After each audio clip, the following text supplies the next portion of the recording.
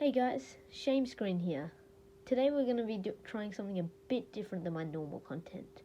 You see, I just watching this show called Death Note, and I can only describe it in one word. Peak. In case you guys don't know or you need a refresher, Death Note is an anime that released in 2006. It had multiple live-action remakes, but none hold anything to the original.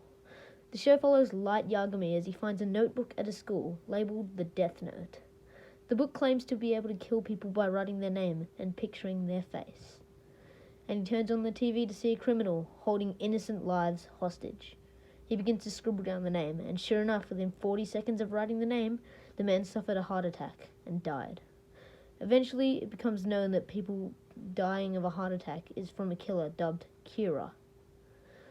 Light joins the force hunting Kira, which includes his dad, while having a rivalry with the main head of the force, L. The reason he doesn't kill L is because he doesn't know his name. Eventually, a fellow killer, Misa Amain, finds Light and falls in love with him.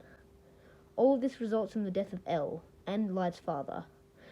After the death of L's two successors, Nia and Mello, join forces and eventually take down Light Yagami.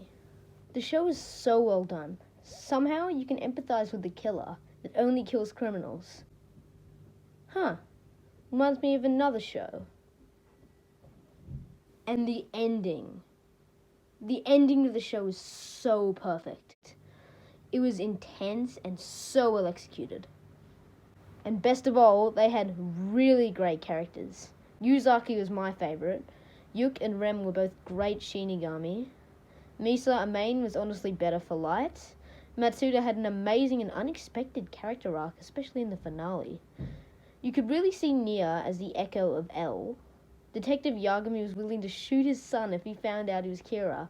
And oh my god, do I even have to mention Mikumi? But of course, the obvious standout was Light Yagami, better known as Kira. I mean, having the main character be the villain is something we barely ever see, even today. I highly recommend this show. It is really a masterpiece. It is one season with 37 episodes. Now, on to the finale. The finale was amazing. Light still wouldn't let himself lose, and tried desperately to beat Nia.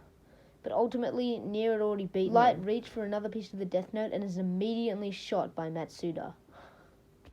Matsuda throughout the show had been the most hesitant towards catching Kira, as Kira's beliefs weren't actually that bad. Killing criminals to make the world perfect. Kira had groups all over the world worshipping him, and Matsuda may not have wanted to catch Kira as much as the rest of the task force, but when push comes to shove, he still shoots Kira. Light struggles to get back up. The only reason he does is because Mikumi kills himself in order to shift everyone's focus to him. Light escapes from the building with multiple bullet holes in his chest and runs as far as he can, until Yuk writes Light Yagami's name in his Death Note. Light reaches the staircase where he lies down. Right before he dies, in front of him he sees L. Now this isn't just a review. Even though this is a top 3 best show for me, up there with Gravity Falls and Stranger Things, there is still something to theorize about, and I know just the thing. Could Light Yagami's ideal world actually be possible?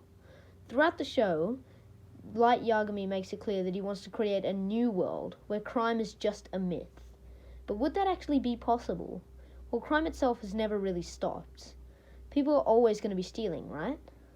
Well, in Death Note, within 6 years of Light Yagami finding the notebook and writing criminals' names in it, crime went down by 70%. 70%!